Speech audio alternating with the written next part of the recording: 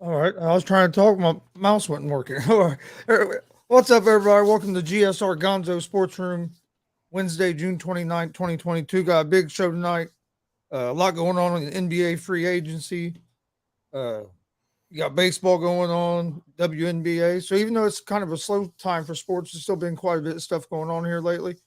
Also, we're joined with a special guest tonight, the sports judge, Jonathan Mathis. If you haven't checked out his show, you need to go check it out. I'll let him plug out where you can find him at. But how you doing tonight, Jonathan?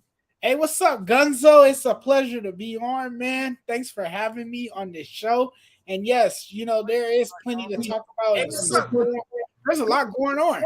So I'm glad to be here, thrilled to be on with you this evening. And hey, let's get right to it, man. How you been? Been doing good. Other than my Cincinnati Reds keep playing so bad, I have to turn the television. Hey, the Dodgers have me feeling that way some nights too.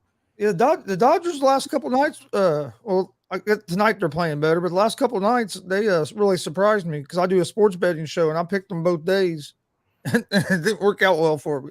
Oh yeah, the offense has been sputtering a bit. And, and you can't. You got the wrong guy hitting cleanup, and that's Max Muncy. So, but tonight, hey, they look a little bit better. That's the thing. That's been the thing with them though, Gunzo. They'll show some promise and some life for a couple games, and then they'll revert back to a team that can't put together any hits and pile up runs. It's been a strange year for the Dodgers.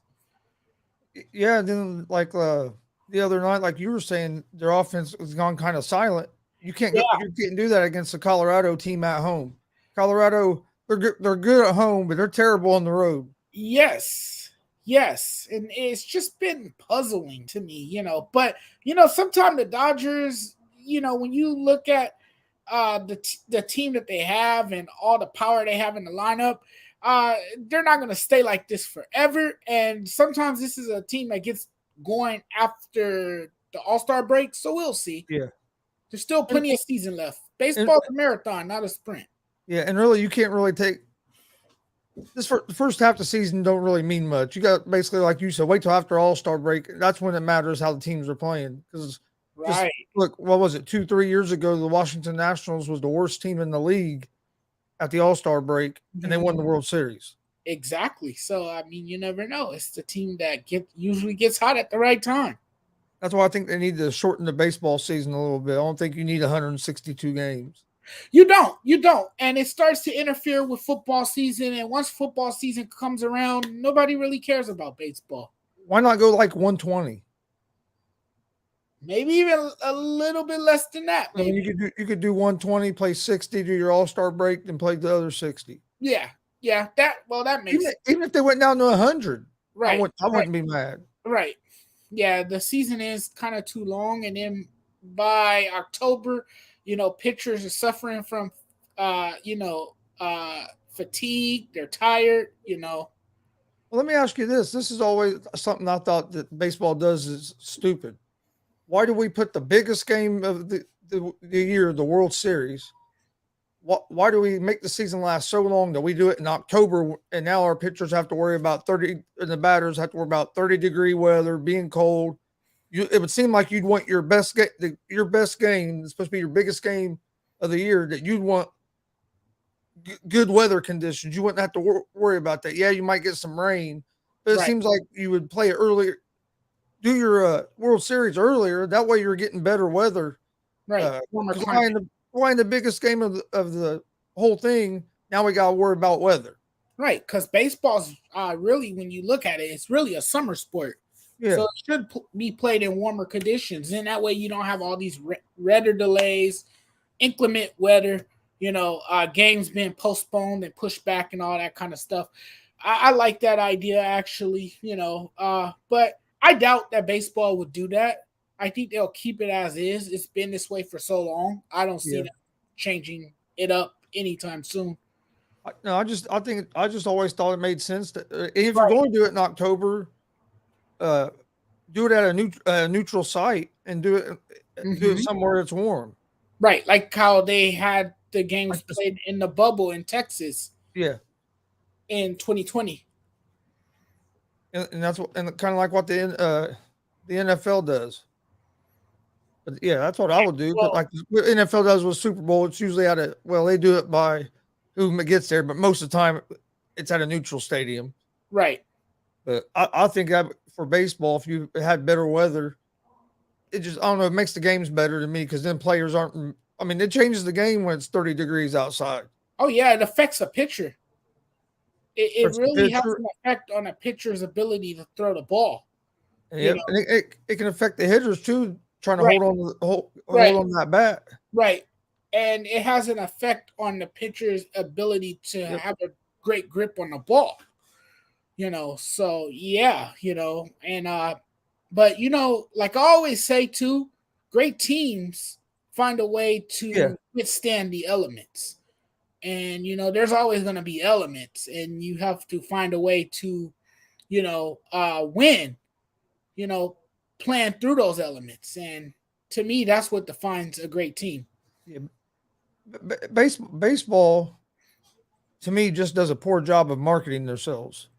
Oh, they do awful job. And I think the NHL does a poor job at that Yep. as well, because look, you got a lot of great stars, and if you, like you and me, how we watch baseball religiously, we know this. We know the stars Yes. that's in the league. We know the Fernando Tatis Juniors. We know the Mike Trouts. We know the Mookie Betts. We know the Shohei Otanis.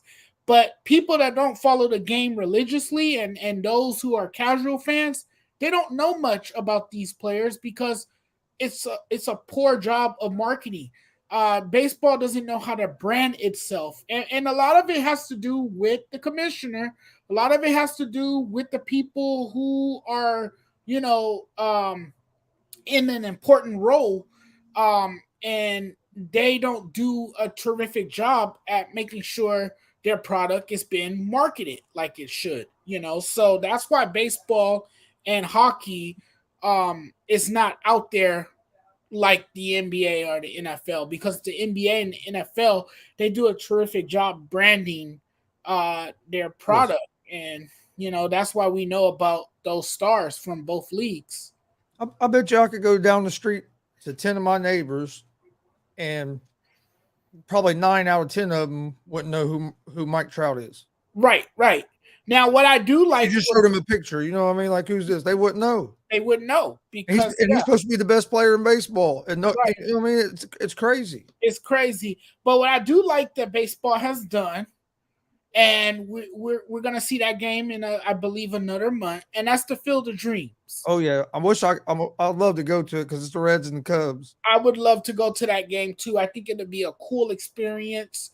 If you like baseball, that's a game to attend. And I think that would help with marketing baseball a little bit more, Yep. because when you have it at a different setting, particularly on a setting where that movie was filmed, and we all know how iconic that movie was, The Field of Dreams. A Yeah, lot because of that was one of their most viewed games of last season was the Yankees there at the Field of Dreams. exactly. So that has a significant impact on It selling. draws people. It draws people that are not just baseball fans. It'll draw people in that are fans of that, Right. like that movie, or Exactly. I mean? So I think that is one step in the right direction. Although baseball still has a lot of work to be done, they still have to find creative ways to market themselves. And I think once they, find a way to be more competitive in the marketing, and they figure things out, and they finally, uh, um, come up with some trendy ideas to help baseball become a more popular sport, then it might be a good thing for Major League Baseball. One thing I think they should do is they should mic up more players because like what I forget if it's Fox, might have been a Fox game, but they had Joey Votto mic'd up, and he was the conversation they were having with him while the game was going on. It was hilarious, and people people got to see a different side of Joey Votto that Right. we've never seen. So I think if they would mic some more of the players up and do a little bit of talking like that, I think that would help. Yeah, you get a chance to learn about the person, not Yeah. just the player. And I like those mic up conversations because you get more information about that person and who he is, not only on the field but off the field as well. So I think that's another great idea as well. I think you can market better through endorsement deals. Like we see players in the NBA and in the NFL, they appear in different commercials. You got Jimmy G in the Subway commercial. Yep. You got Charles Barkley in the Subway commercial. You got LeBron James in soda commercials and Gatorade commercials and Make, so forth. uh, And I Baker think Mayfield in every other commercial you see. and progressive commercials, and that could be a distraction to his play on the field. Yeah. But yeah, you see these players out there marketing other products, whatever it may be, selling insurance, Papa John's pizza. You don't see baseball players. Soda. Right, but you don't really see baseball players. Or hockey, like you said. Right. Right. Well, one thing about hockey, I think hockey is really starting to grow in the United States because I think when they got that deal with ESPN, it really helped them because, like, even me, I watched more hockey this year than I ever have. Yes, and that was me as well. I think we're both a testament to that. I have experienced more hockey games this year. I even went to my first live hockey game. I went to one live. It wasn't an NHL game; it was a minor league game. But man, it was a blast. It was a blast, and it's a different atmosphere. It's totally different from watching it on TV. Being there, being a part of that, it's a lot of fun. It was. I enjoyed it. I went to the Honda Center, because I'm in Southern California, 20 minutes away from the Honda Center, which is in Anaheim, California, where the Ducks play. And this was the Ducks versus the Kings. Of course, I was there for the Kings because I'm a Kings fan. But because of proximity, I'm closer to Anaheim, so they were playing the Ducks on their home ice, and man, what an experience, And I think that also inspired me to watch more hockey games. And I paid more attention this year, and I was, the Stanley Cup Finals was awesome. Connor McDavid, to me, is the face of hockey. A lot of people thought I was silly for saying that, but you see how great of a player he is, the incredible speed that he has on the ice. It's just amazing to watch him, but he's not the only great player to watch. I mean, you still got the Sidney Crosbys, you still got the Alex Ovechkins. You saw what the Colorado Avalanche did this year, and they got a star in the making in Cal McCarr, who was sensational. I mean, he had the postseason run of his life in these playoffs, and he's just an incredible player with a burst of speed. And then you got Nate McKinnon, who's been around for a long time now. Took him 9 years to finally win his first Stanley Cup, but now he can say he's a Stanley Cup champion. Now he can say that he hoisted a championship. And, what the Lightning did was very unprecedented. Yes. For those who don't tune into hockey or don't really know the sport, they missed out on what was a remarkable run and a team that nearly made history. Yeah. I think it's impressive alone that they made it to 3 Stanley Cup Finals. 3 appearances is not easy. I mean, we talk about how hard it is to win back-to-back titles or even one title.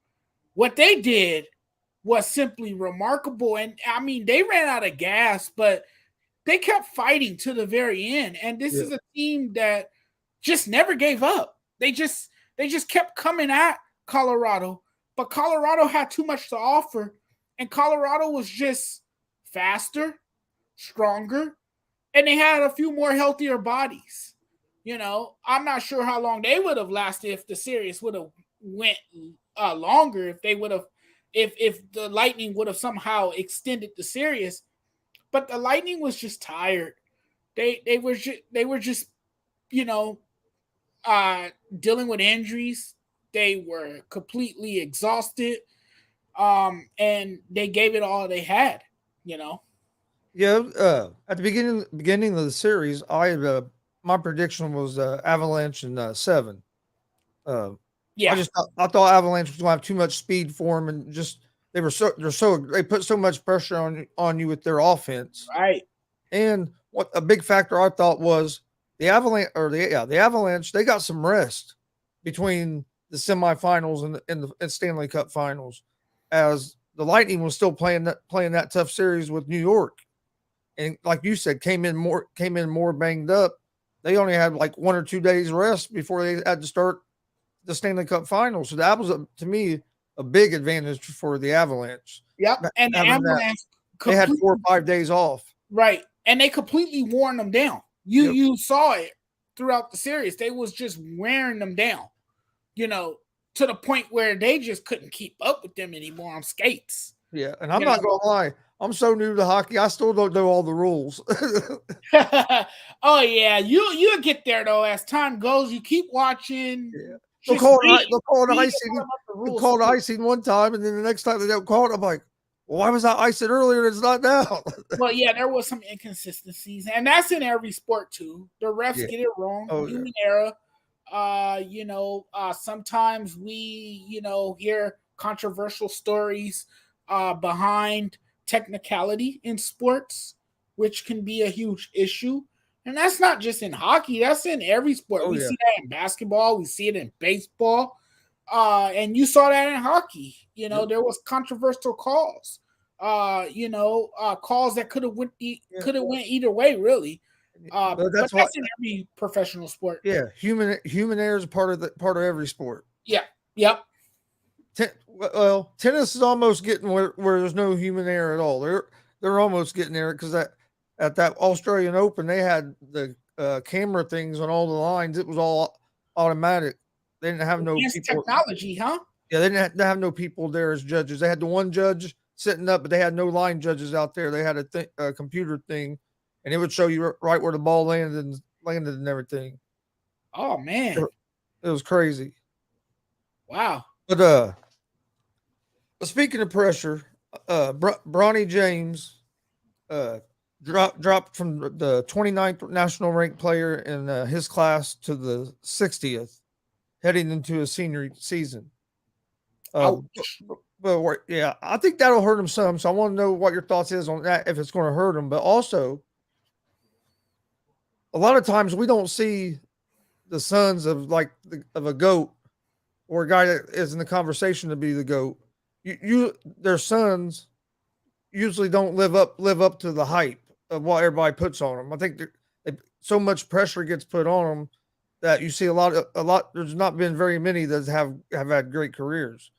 So I know I didn't have this one in the topic list, but also the same thing with Arch Manning. He's being touted as the number one pick in his draft class, and he's going to be compared to his two uncles no matter what. So that I think both of them are going to be under a lot of pressure. But first, what do you think about Bronny dropping in the rankings, and how big a deal is that? But then, kind of how much do you think that pressure is why a lot of kids that come from the top families like that struggle to reach that level? You know what? For Bronny, I don't think this is a unique situation, right? This is an interesting story because your dad is, considered to be the world's greatest player. I mean, you still hear people call him the world's greatest player. With that being said, I don't think that hurts his stock that much, even though you hear that he's dropped. Why I say that? Because either way, Bronny is still going to make it to the NBA. Yeah. Even if he's ranked where he is currently now. And he's a solid defender as well. He's a good defender, and he's a good catch and shoot guy. Right. And I mean, either way, because of the last name, Yep. he's gonna make it to the NBA. Somebody's gonna give him a chance no matter what. Somebody's gonna give him because of his last name. That's LeBron's son. And LeBron is one of the popular faces of the NBA. Do you think the NBA and LeBron James is gonna allow that to happen? No way. No way. He's gonna get to the NBA. Now, getting there. Did Jordan's son ever make the NBA? I don't think so. I don't think he did. I don't think so. But getting there and proving yourself are two different things. Yes. I mean, anybody can get to the NBA, but emulating your dad's style of play, following your father's footsteps. You're always going to be compared to your dad, no matter what you do. Right. And carrying on that legacy, like taking the torch from your dad and running with it, that's not easy to do. That's the hard part. And like you said, the pressure will be mounting once he gets to the NBA because of who he is. But what these players need to realize, they need to play their game. Yeah. Even though they're in the shadows of their dads and, their dad was a legend, just be yourself. Don't try to be your dad or your uncle. Try to be your dad. But see, a lot of people are comparing them to their fathers, and I mean, we've seen it over the years, Gunzo. We've seen players outshine their dads. Yes. Steph Curry is one. Yep. Ken Griffey Jr. is another one. Yep. Fernando Tatis Jr. is on his way if he can stay healthy. So we've seen Vlad Guerrero Jr. is on his way as well. Vladdy Guerrero Jr. is on the rise as well. So we've seen players who have surpassed their fathers and have been greater than their dads at the professional level, But I don't think this will affect him so much. I don't think it's that big of a deal. And I do think the pressure will be on him to perform at a high level. I mean, the expectations will be there. Now, will he live up to the hype? That's something that remains to be seen. Because first we have to see him play an NBA game. We've seen highlights of him, at the high school level. You can go on YouTube right now and pull up all his highlights and look at his stats and everything and see what he's done. But the NBA is a different beast. And once you get to the NBA, you're playing with big boys. Now I know he could get better. He could learn from his dad. I mean, he's going to have to polish some things up, especially his shooting. I know you said he's a terrific defender, but you got to be a great shooter in this league to survive in today's NBA. In the modern era, everyone jacks up a bunch of shots. Thanks a lot, Steph Curry. Thanks a lot, Damian Lillard. Everyone needs to develop a three-point shot now, it seems, in today's NBA. Well, and if you don't develop a three-point shot, the media will kill you. Will kill you over it. They're basically demonize you, and what they did to Ben Simmons. Right, exactly. So you will get scrutinized for that. You would open yourself for to criticism if you can't knock down, a jumper in today's NBA. So I think that's where he needs to work on. He needs to improve his jump shot, and keep doing what he does defensively. Yeah, I agree with you. He has to improve his jump shot. And I think defensively he'll be all right, but he's going to have to grow, get a little bit thicker frame. So you don't have, I think so when he gets to the NBA, but I think he has a good talent. But I honestly think that this was a good thing that he dropped in the rankings, because I think that's going to make him even more focused going into his senior season of high school. And it actually might help him even by the end of his senior year moving up in the rankings. because you know how it is with a lot of the great players or players at high levels. Uh, it's all about confidence, and if he starts getting confidence and he gets a little stronger, I mean that dude, if he's focused this year, he could really propel his stock.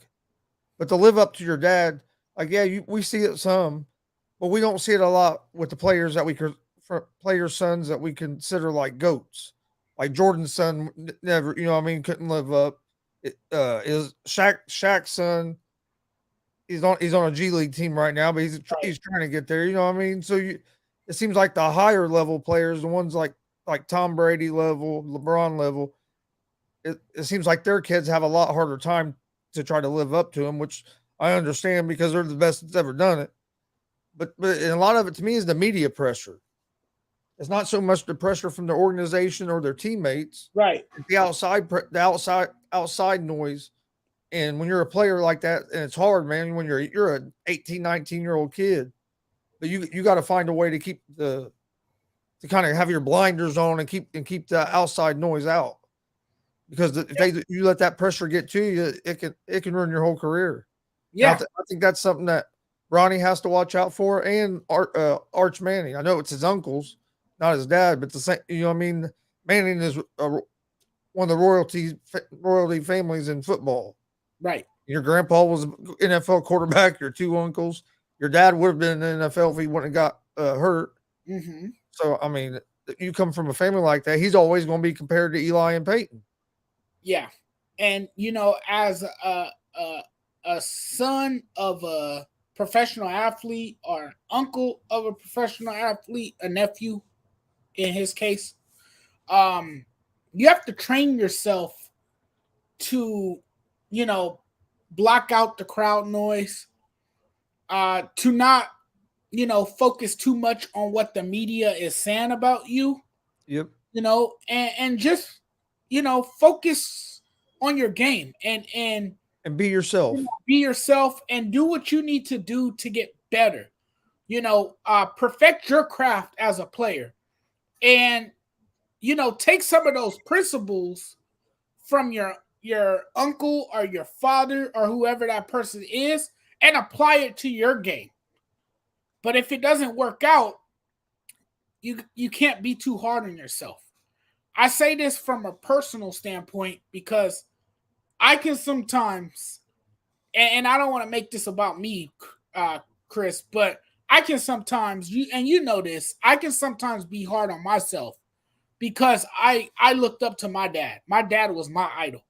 He was my childhood idol. My dad was my hero.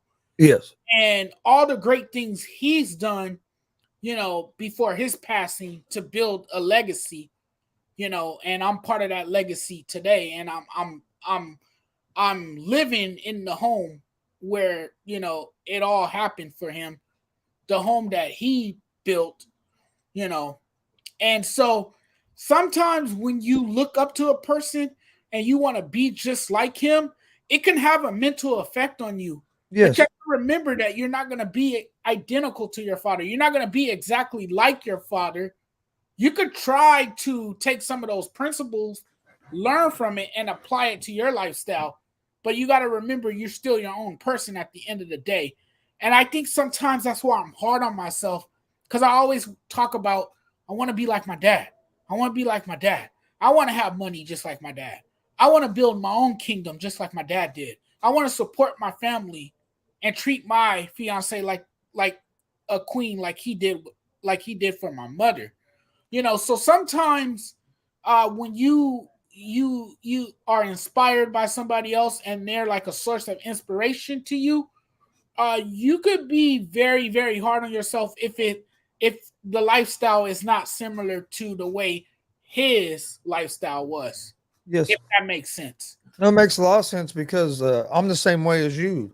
Right. The person I looked up to was my dad. Mm-hmm. He's not only my dad, he's my best friend. And right. Like I started this podcast a little over a year ago, and a cousin of mine was helping me and one of my best friends.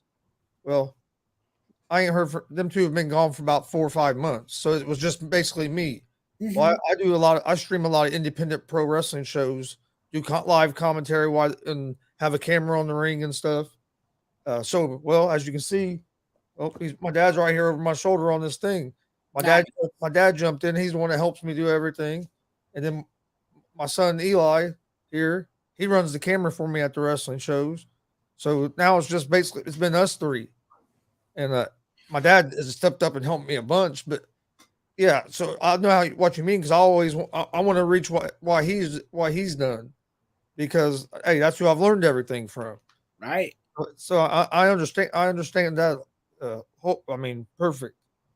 And then NBA free agency, a lot going on. Oh man, you talk about free agency. John Wall's going to be a Clipper. The way it sounds, probably tomorrow, as soon as the free agency starts.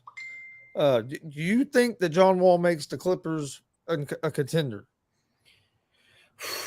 You know, John Wall, the problem with John Wall is that he can't stay healthy.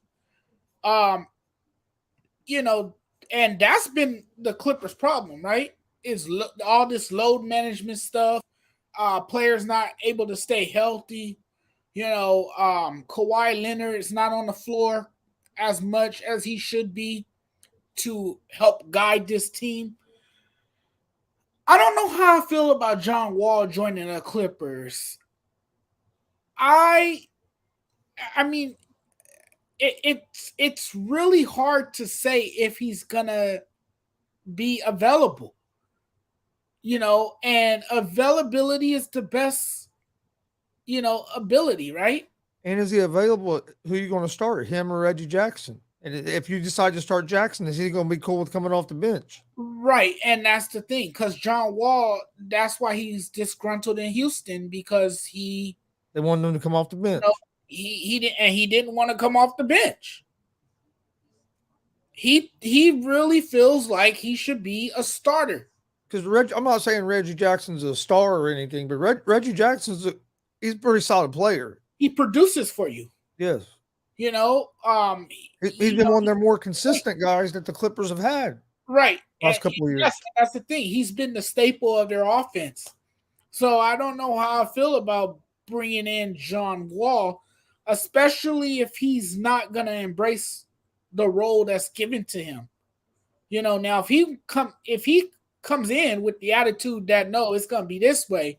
No, I demand to be a starter. No, and he starts dictating what should go on around the team, then that's a problem. Yes. And he could be a cancer in the locker room. Yeah, and I think the Clippers are putting all their eggs in one basket on three guys that are injury prone. Right. I mean, you have Kawhi Leonard ain't played for a year and a half. Right. Paul George missed a lot of games last season. Right. Wall hasn't played for almost a year and a half. So why you're dependent on it? You're dependent your whole bid at a playoff on three guys, right, that haven't played complete seasons in a long time. So why would you be targeting another injury-prone player? Yeah, that doesn't make sense to me. So no, don't make no sense to me I stand with John Wall, and John Wall. You know, a lot of people say John Wall is overrated, but he's just been hampered by injuries throughout the course of his career. Oh, when he's healthy and right, he's tough. Yeah, he is tough when he's. I just don't think he's a good. I don't think the Clippers are a good fit for him with Kawhi and George. Right, I don't think he's a good fit either. Because he's more of a guy that needs the ball in his hand. Right, and with them two on the court, you don't want the ball in his hand all the time. He's similar to Russell Westbrook. Yes, his style of play. Yeah. So yeah, if I'm the Clippers, I don't know, but the Clippers seem like they're serious about making this move. You know, and so far it seems like that might be his next destination. You know, and so I wouldn't be surprised to see him sign with the Clippers. Yeah, they say basically from what I've heard, it's a done deal that either Thursday or Friday he's supposed to sign. Damien asked a question: Who do y'all think will have more success in the league, Pippen Jr. or Shaq's son? Ooh, that's a tough one. I'm gonna say Pippen's son. That's what I would say as well. Pippen's son to me just looks like the more consistent player right now than Shaq's son. Yes, he does look more consistent as a player. Again, this is a guy who has the same last name as Scottie Pippen. Yep. You know, same with Shaq's son. And we just John have Wall was AP of the NBA. Then also, I see you have a Lakers shirt on. Yeah, it's showtime. This was from the 2020 NBA Finals when they won in the bubble. Russell Westbrook opted into his what was it $47 million? 47 million. Opted in with to his player option. So basically, it means the Lakers are going to only be able to bring in some vet minimum guys to try to fill out their roster. Yeah, they're limited on what they can do.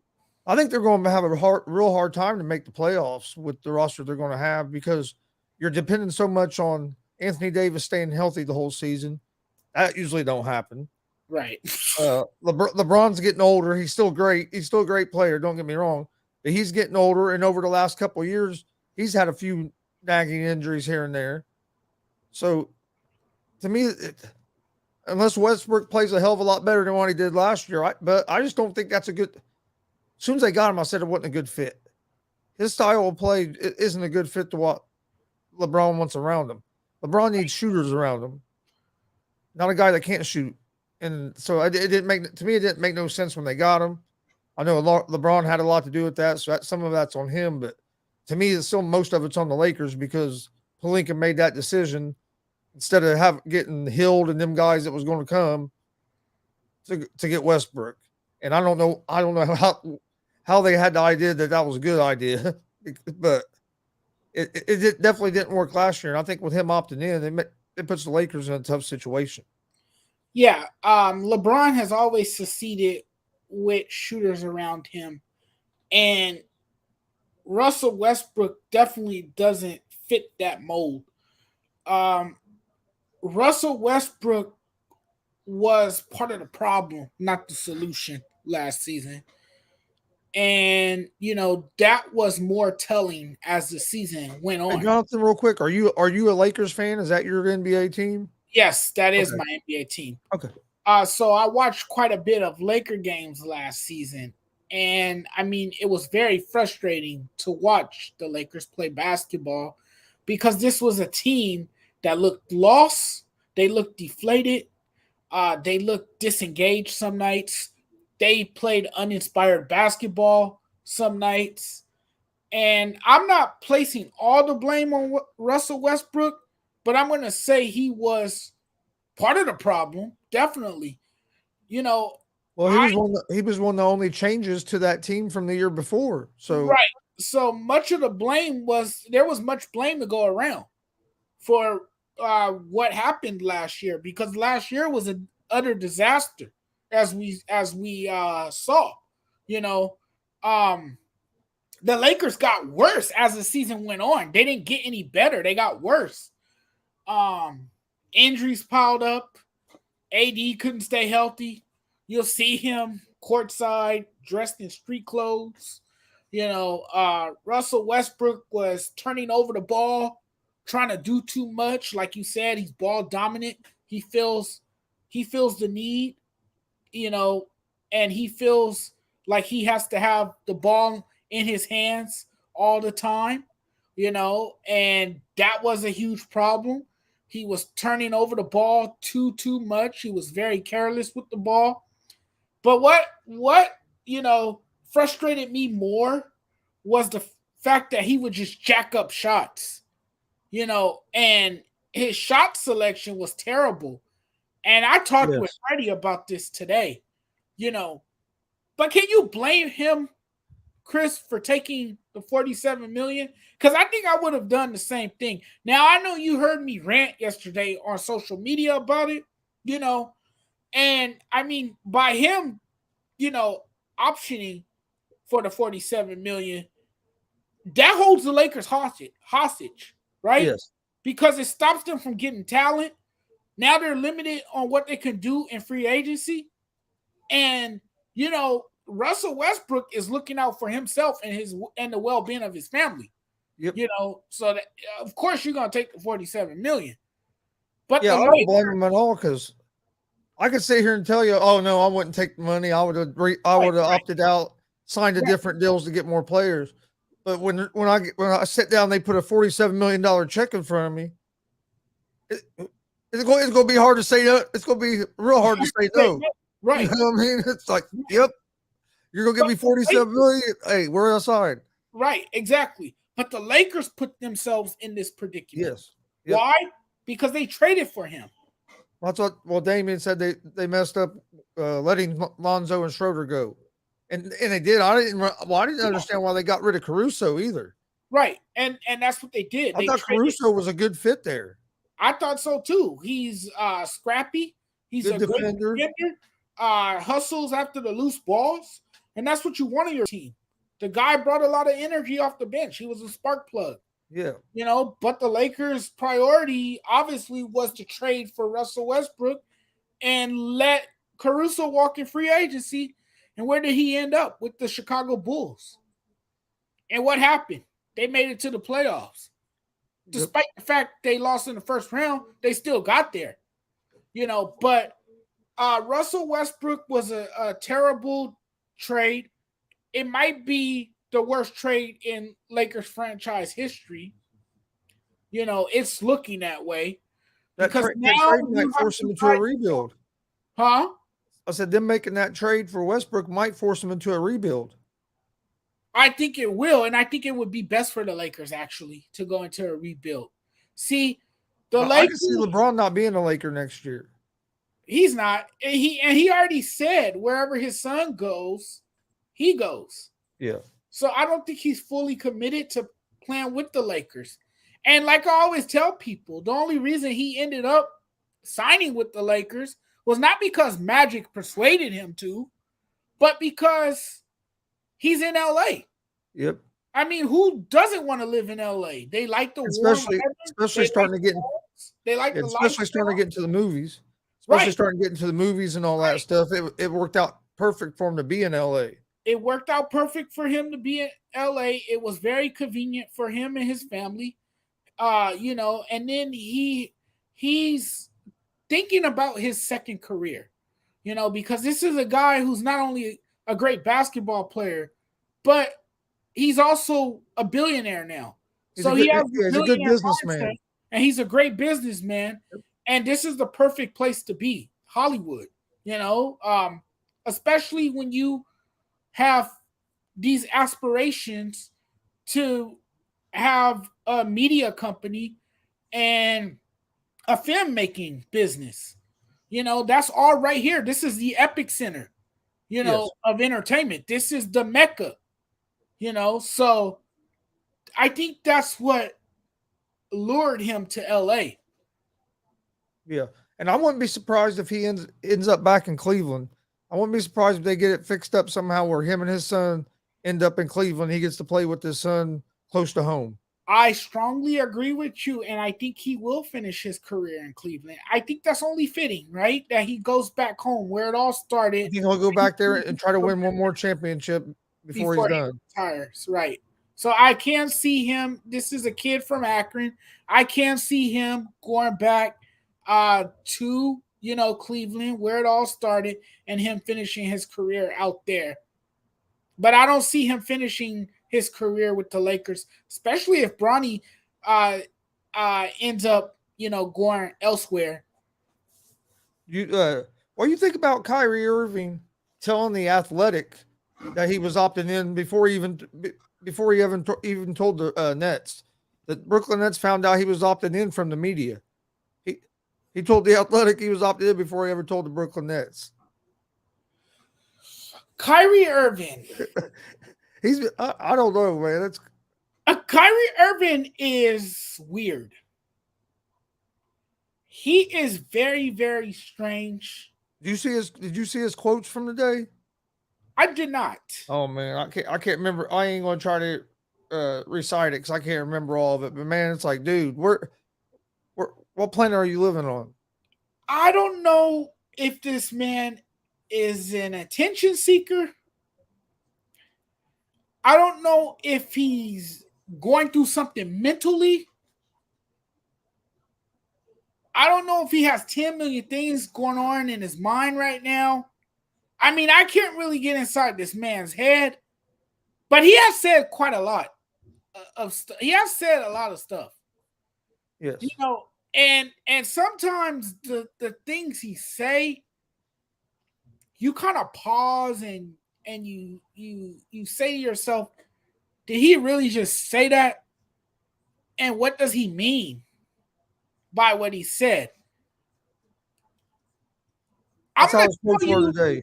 I'm going to tell you, Gunzo, like I told everybody else when I've appeared on other shows and when I was on my own show. Kyrie Irving needs to make up his mind if he's going to play basketball or not. Exactly. Okay, you only know what you want to do. You can't take days off whenever you want. Because if that was any other job, you would have lost your job. You would have been fired. You can't tell a job when you're gonna show up or not. You can't say, okay, I'll come in today and I'll work. There's too much on my mind. And Got take too much 3 on my days mind. off. Taking the day off. You can't do that. And I feel like every time there's a national tragedy or there's, you know, a horrifying event that takes place in this country, he uses that as a convenient excuse to not play basketball. Yes. This guy comes in burning sage in arenas, you know. And it's crazy because he's a great player on the court. The dude can ball, and that's the thing, right? He is so talented, and he's fun to watch. He's right. fun. He's fun as hell to watch play basketball. So when he's on his game, he's probably the best guard in the league. He has great ball handling skills. You know, he can knock down his shots. But since he left LeBron, he ain't been able to find a team that he likes where he fits in. Right. Like in Boston, with that team, they played better without him. He didn't fit. You know, I don't think even with the Nets, I don't think he's quite found a team where he feels he fits in and has that chemistry like he did with LeBron and them guys in Cleveland. Right. And that's the thing there. He wanted out of Boston. He was unhappy. You know, now we don't know where his mind is at in Brooklyn. You know, I don't know. You came to Brooklyn with the ultimate goal that you was going to win another championship. Yeah, you guys were. Yeah, you and KD were coming to Brooklyn saying you guys were bringing championships. Right, and you guys said that you were building something special. Didn't need a head coach. And the Brooklyn Nets suffered a first round exit in the playoffs. Yep. Because you were not fully committed to the team. You took a lot of time off. And he wants to come out and complain about chemistry. Right. You're the one that ruined the chemistry of the team, dude. Right. Because they couldn't develop any chemistry or cohesion because he missed a chunk of games. He hasn't played over 65 games. And I mean, look, like I told you before, I understand if you don't want the vaccine. Yeah. That's fine. Okay. It was because of the vaccination status. I get it. That's why he missed a number of games. I get it. But then last season, the season before the pandemic, your excuse was, well, I needed some time off because I had some personal issues going on. Yeah. You know, so it's always an excuse for why he's missing games. The season before that, it was the George Floyd, protest, right? Yep. And that was his reasoning for missing ample time. He wanted the bubble. He was trying to shut down the whole NBA. Right, because he was trying to figure out in the bubble. He wanted to shut down the bubble. Right, because he was trying to figure out if he wanted to be a guard or if he wanted to be an activist. Now, if you want to be an activist, more power to you, okay?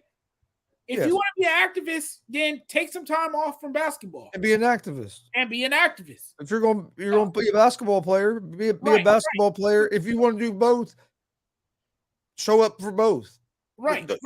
You can't be halfway in on either one. And that's the problem. He's halfway in. He doesn't really know for sure if he wants to play basketball or not, because he's not fully committed to the game. So he's going to do the same thing.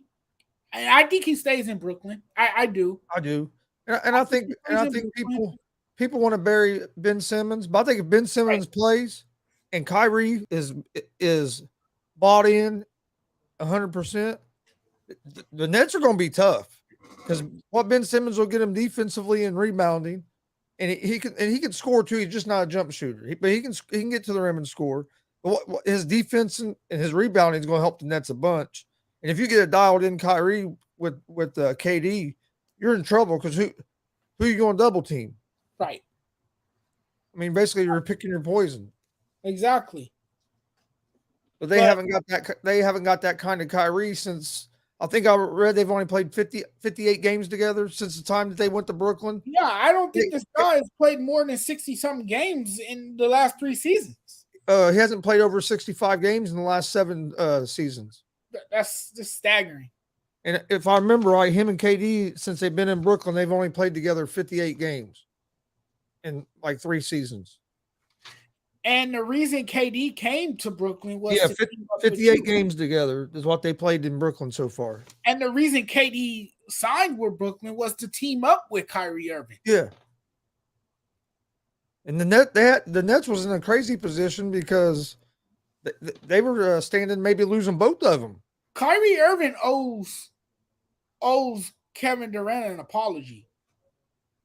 And Kyrie, that's why James Harden. That's why James Harden left, because he didn't want to be a part of it anymore. If Kyrie would have been bought in, them three that'd have been a hell of a team with the bought in Kyrie. They probably would have won this year had they played more games together and had they all stuck it through. And Kyrie has to be dialed in this year. He has to be dialed in this year, because if he wants to have a chance to get another big payday, he has to play. He has to have a hell of a year this year and show teams that he's committed. Yeah, but I'm not sure he's going to be dialed in. Yeah, but that's what I'm saying. If you really want to play basketball, this is the year you better prove it, because nobody's going to offer you any big deal if you don't. This guy's pockets were deep, right? Now his pockets are damn near empty because he lost a lot of money for all the time he missed. And he lose like 15 or 20 million or something like that. So do you think he cares about missing? Do you think he cares about a max offer? I don't think so. You're probably right. I don't know how them guys could look at a thing that says like 47 million on it and say, nah, I ain't gonna take that. Or like even in NFL, when you get offered a contract for like 40 million a year, a guy's still holding out, and I'm thinking, right, if they put 40 million in front of me, it's gonna be signed quick. Yeah, but I guess that's the difference when you have that money and when you don't. Yeah. Hell, I'll just take. Hopefully one of these days I'll have that kind of money and I'll see how it feels like. Yeah. Keep podcasting. Hey, it's a grind. Yep. Another thing let's talk a little bit of let's stay on basketball for a minute. PJ Tucker, rumor is that since Harden opted out, he's going to re-sign back with the Philly, but he basically done it to help the team get some money moved around so they could bring in some more other players. And big rumor is they're going to bring in PJ Tucker. I think that he would be a good fit there. PJ Tucker's a good fit anywhere because he's a great defender. He's always in your face. Good leader. He's a great leader. He's a veteran. He's been around the game a long time. I think he'll be a great fit. He knows the East really well. He's played for the Bucks. He played for the Heat. He's been part of championship teams. He knows what it is to win at a high level. He brings that championship pedigree. And he has that experience. So I think this will be a great signing for the Philadelphia Sixers. it would help them tremendously. It'll give them another defender, a guy who's an elite defender, um, a guy who can help these young players grow and get better. Guys like Tyrese Maxey, you know, Joel Embiid's been around for a little bit, but still, you can help with his game as well. And I think Tucker's playoff experience as yeah, well. yeah, and I think Tucker is one of those guys who can, you know, teach those around him, and with his voice and experience, he can help elevate people's games. You know, so I like it. I like it too. I think I compare PJ Tucker to kind of like an Andre Iguodala type. He's Yes, one of them guys. As he gets older, he's going to be a great guy to have on your team because of his leadership. great comparison. So I think he's going to be. I think it's a great move for Philly if that's what ends up happening. But what do you think about the Knicks going all in for Jalen Brunson, hiring his dad as an assistant coach? They made a trade today, clearing cap space to get him. Do you think they're going to be overpaying him for why he has proven so far in his career? Well, you know, Jalen Brunson, he turned himself into the hottest free agent on the market. That's because, you know, he's coming off a breakout year with the Dallas Mavericks, you know, and he was simply amazing. Are they overpaying for his services? Absolutely. But who are we talking about here, Gunzo? We're talking about the Knicks. The Knicks are desperate. The Knicks are willing to go all in for a player. You know, they feel Brunson is that guy. They feel he is worth somewhere around 110 million, I'm hearing, when free agency opens up on Thursday. And I wouldn't be surprised if the Knicks give him I think they will. Kind of money. I wouldn't be surprised at all. They done hired his dad as a coach, so I mean, they're going to be willing to give him that money. I just don't think he's a good player. Don't get me wrong, but I think they're putting all their eggs in a basket with the wrong guy.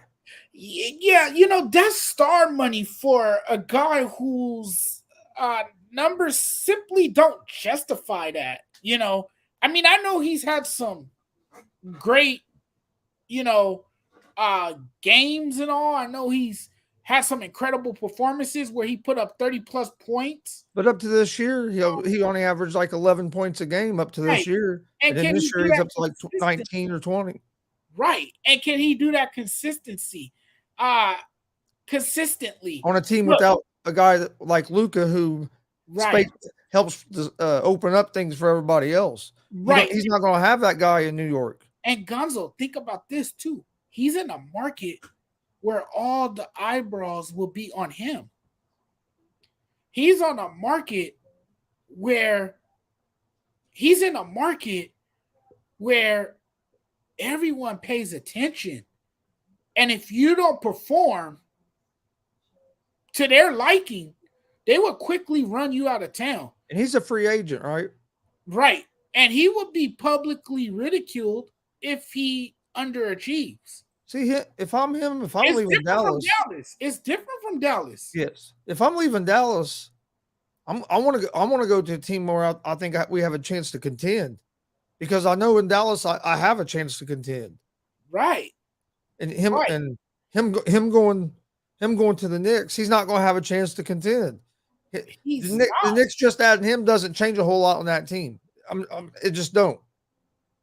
It doesn't. They're going to have to add something else. If they think that they're getting Brunson is what's going to get them in the playoffs and make a run, they're dumb. They're dumber than what I thought they were. Right. And if he gets that kind of money, it will be the highest paid. He will be the highest paid player on the roster. Yeah, and and like I said, nothing against Brunson, because he's a good player, but he's not the player he's not that kind of player that should be the highest paid player on your roster. Right. He's not that guy. And is he ready to shoulder that burden? At least I shouldn't say he's not that guy. He hasn't showed to be that guy yet. I'm not saying he can't develop a little bit more and get to that level because it's possible. But as of now, he hasn't shown that he's that guy. Right. And not consistently. Not consistently at all. But the Knicks, I knew the Knicks were kind of up to something because they made multiple trades to clear cap space. And that's the thing. You're giving up so much to get this guy. Right, you gutted you're gutting your team. Didn't they trade Noel and Burks to the Detroit Pistons on Monday to free up more cap space? Yep. And see, that's how you know they're up to something. But I don't know. This is a team that has been known for making dumb draft picks. Yep. For they need a new owner. That owner needs to sell the team. Right. Until he's I'm sorry, New York fans, but until that dude dies and is out of there, and somebody else is running that team, you guys aren't going to be any good. Yeah, James Dolan. Yeah. Until he's out of there, you guys are not. I don't think the Knicks are going to be good again. The general manager, he's not too good either. That's what I mean. Well, yeah, that's what I was going to say. The owner don't know how to hire the right people. He's incompetent. You hired Phil Jackson as your GM. That didn't work. Mess. He was a disaster. Yeah. And now he's giving Jeannie Buss advice. Yeah. No way. And what is it? The Rambuses and there's about 8 or 9 people that give the Lakers advice. Yeah, probably more. I wouldn't. Magic. There's a list.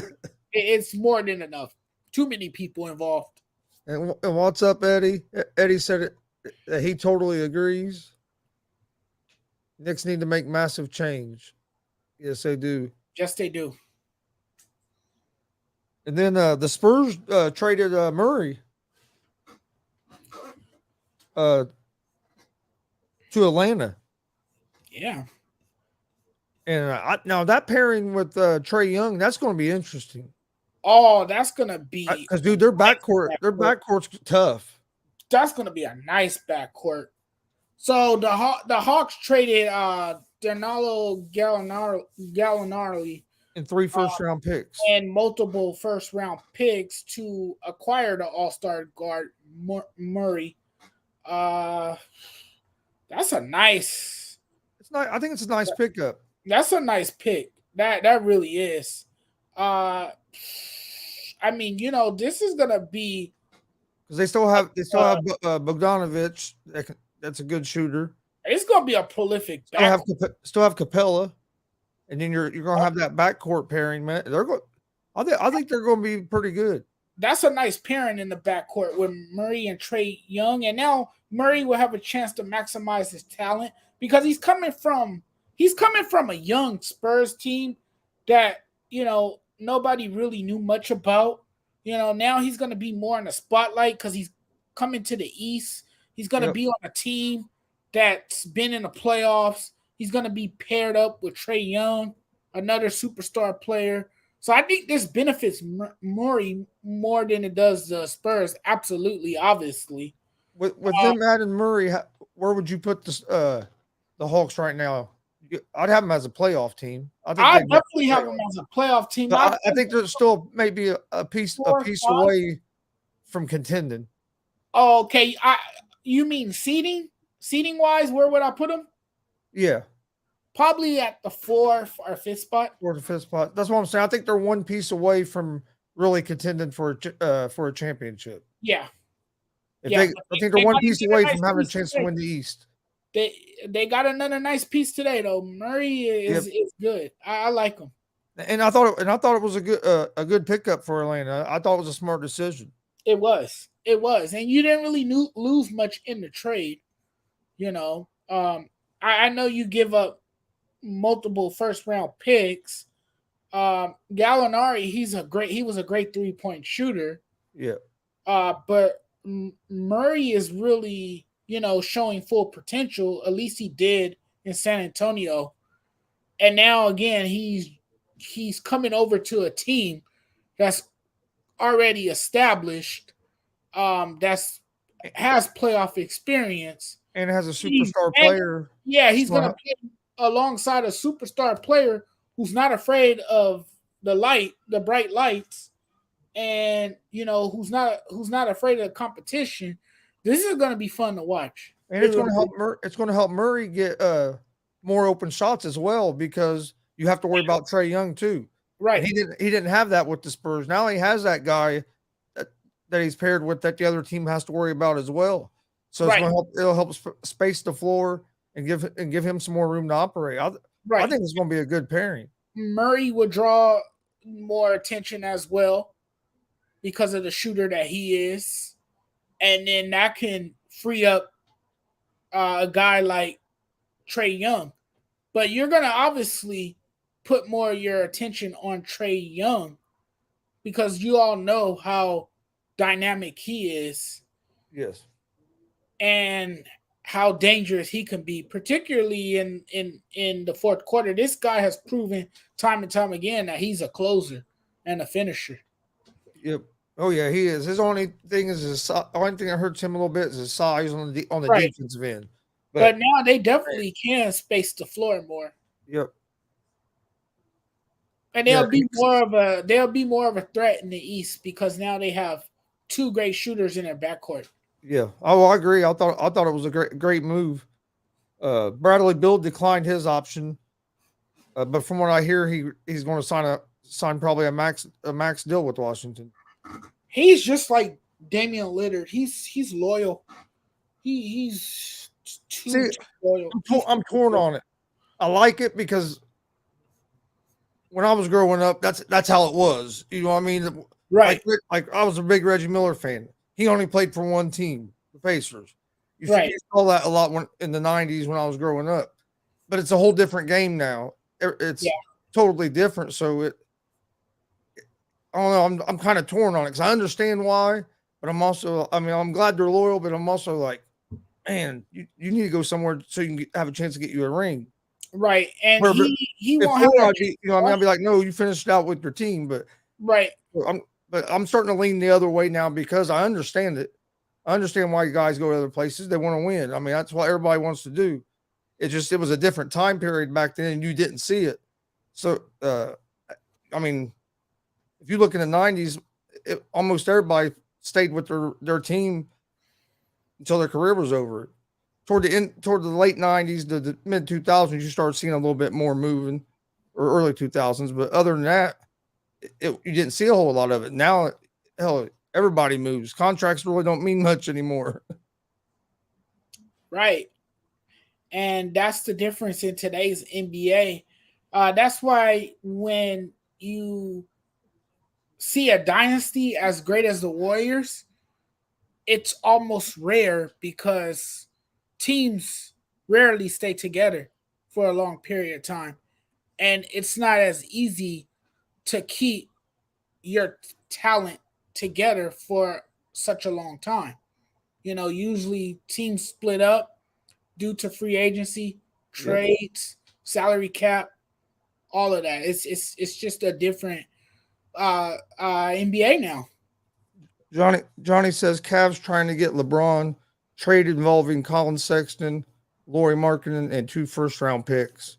I don't know why you would trade. I don't know why you would do that.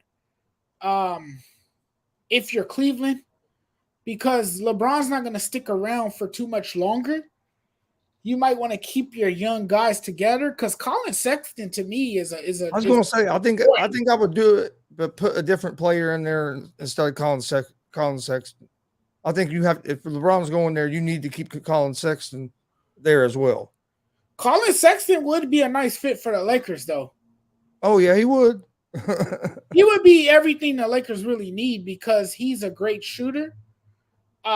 He's not. But if you take LeBron off that team and add Sexton and Markkanen, where's that team going to be at? You think they would still finish about the same? You know what I mean? Because you're losing LeBron, right? But if Anthony Davis is healthy and a Colin Sexton, the Lakers could still be pretty good. I would say that would make them more of a borderline playoff team. Maybe you could get a spot in the play-in tournament. Damien said Lakers would be stupid to trade for Markkanen. Don't get me wrong, he's good some of the times, but his problem is he can't ever stay healthy. Yeah. Yeah, You he's see that you see a lot of players like that can't stay healthy. right, injury prone players. Yeah, But that's more common today too in sports, it seems. yep. But before we get out of here, I got one more topic I'd like to talk about because I watched it yesterday, and I wish she would have won because I wanted to see her play some more. But Serena Williams made her comeback yesterday at Wimbledon. Got lost in the first round, came down to tiebreakers. Uh, she at times she looked real good. I don't know if you watched any. At times she looked real good, but why she lost was for, unforced errors. She had I forget how many. I know it was over 50 unforced errors.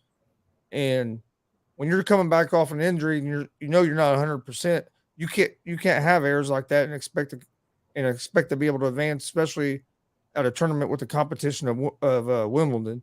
Well, I think it was a good showing for her first time back.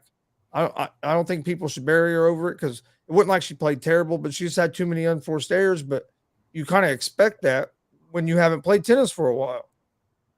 So I think after she plays a couple tournaments, she'll end up being even better once you get some of that rust off. Look, she's one of the greatest tennis stars that I've ever seen play. Did you watch any of that? Did you watch any of that match yesterday? I didn't, but I've watched plenty of Serena. Yeah. And I mean, she has definitely solidified her place. Oh yeah. In tennis history. This was only the third time she lost in the opening round of a Grand Slam tournament. Yep. So what does that tell you? And honestly, she shouldn't have lost. She played good enough that she could have won that. It was just too many unforced errors. And if she played a cleaner match and didn't have as many unforced errors, yes, she would have won. But you know what? You can't take away what she's accomplished. She's one of the most accomplished players of all time. She is older now. She's a mother now. She has more things happening in her life.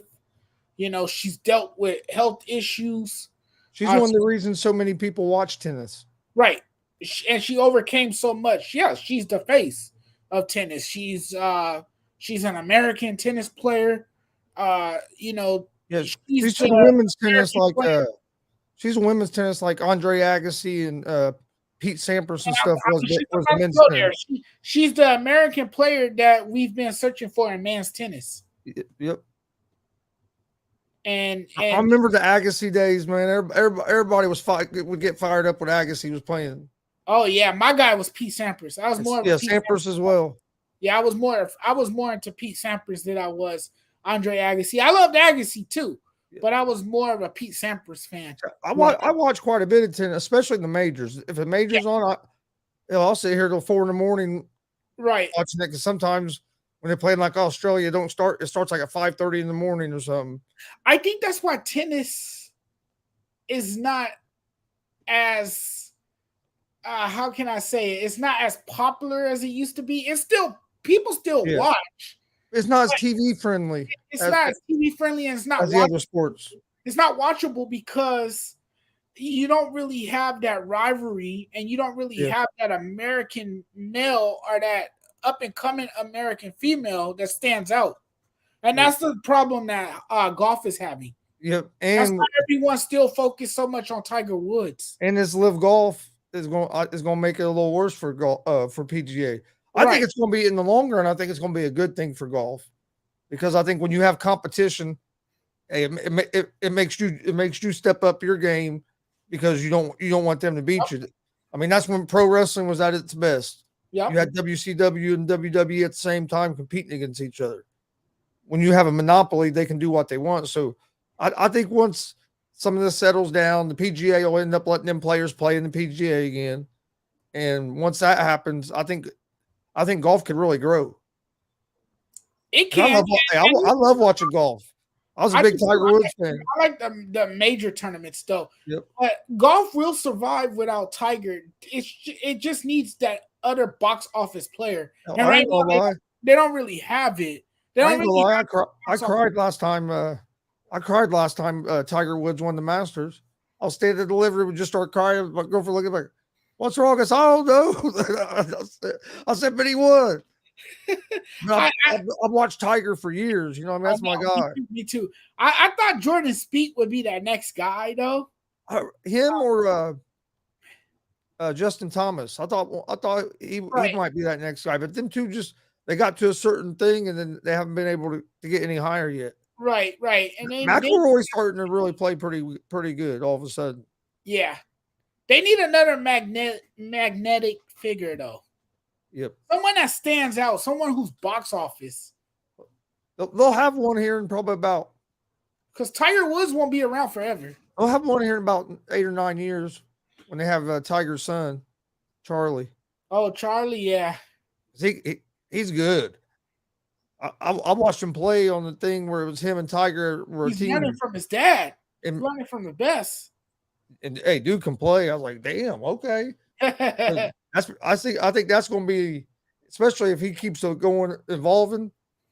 He could be he could be the big star that the PGA needs. Yeah. But Jonathan, I want to thank you for joining us. Before we get out of here, plug your stuff, and if you have any final thoughts. Yeah, sure thing, man.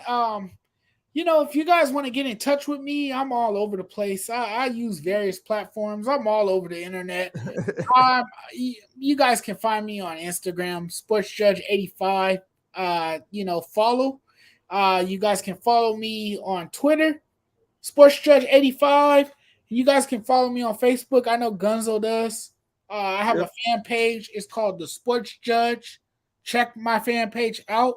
I post memes. I post my commentary. I post articles. I post my YouTube videos there. I post shows like this on there. You guys won't miss much of anything. I'm always updating my content, always posting new stuff. Like and follow, and you guys can hit me up. You guys can leave a message if you guys have any questions. And I'll love to chat with you guys. And you guys can also like and subscribe to my YouTube channel. Gunzo knows about that too. Yep. My YouTube channel, Jonathan Mathis, that's my name. I'm also known as a sports judge. You guys can find me on YouTube. I'm a cartoon character. And you guys just like and subscribe. And also, don't forget to tune in to my show every Thursday. I am now the host of my own show. I always have a guest with me every Thursday. Gunzo was there with me a few weeks ago, about a month ago now, right? Yep, about a month ago. About a month ago, Chris was one of my guests on the show, and we had a great time. I do that show every Thursday. It's called Speaking with Judgment, hosted by me. It's powered by the ASAP Sports Network. Gunzo knows all about that network too. It's a fast-growing network. We have a bunch of great guys on our team. You guys don't want to miss. And the show is every Thursday from 6 p.m. to 7 p.m. Now, don't get confused because I know Chris has a lot of East Coast guys. I'm here on the West Coast. I'm in Southern California. So when it starts at 6 p.m. Pacific time, that's 9 p.m. Eastern time for you guys. So it starts at 6 p.m. on the West Coast from 7. So by the time that's over, it ends at 10 o'clock over there on the East Coast. And definitely go like and subscribe to the ASAP YouTube and ASAP Sports on Facebook. They got a lot of good shows over there. Like you got Jonathan's show on Thursday evenings. I have a show on there every day at 3 p.m. Eastern. Easy Money, a sports betting show. The afternoon show. And then I also have an afternoon show there on ASAP, and I'm usually on the morning show as well. So you can find me on ASAP about all day. If I'm not on ASAP, I'm on the Gonzo Sports Room channels. Easy Money, you can find it on the Gonzo Sports Room channels live 3 p.m. Eastern, Monday through Friday. And you can find this show, Gonzo Sports Room G.S.R, Monday, Wednesday, and Fridays at 11 p.m. Eastern. I also have a pro wrestling show, a pro wrestling podcast. New episodes drop every Sunday. It's called GWR Gonzo's Wrestling Room. We also stream live independent pro wrestling. We got a big show coming up July 10th in Greenfield, Indiana. There's going to be an hour-long Iron Man match on it. And you can watch that live on our YouTube, Facebook, and Twitch at Gonzo Sports Room. Please like, follow, subscribe. Appreciate everybody watching. You have anything else, Jonathan, before we get out of here? No, man. I mean, I had a blast on this show tonight. This show is awesome, man. You're well organized. You know your stuff. You have a great following, and I want to thank all the viewers for tuning in as well.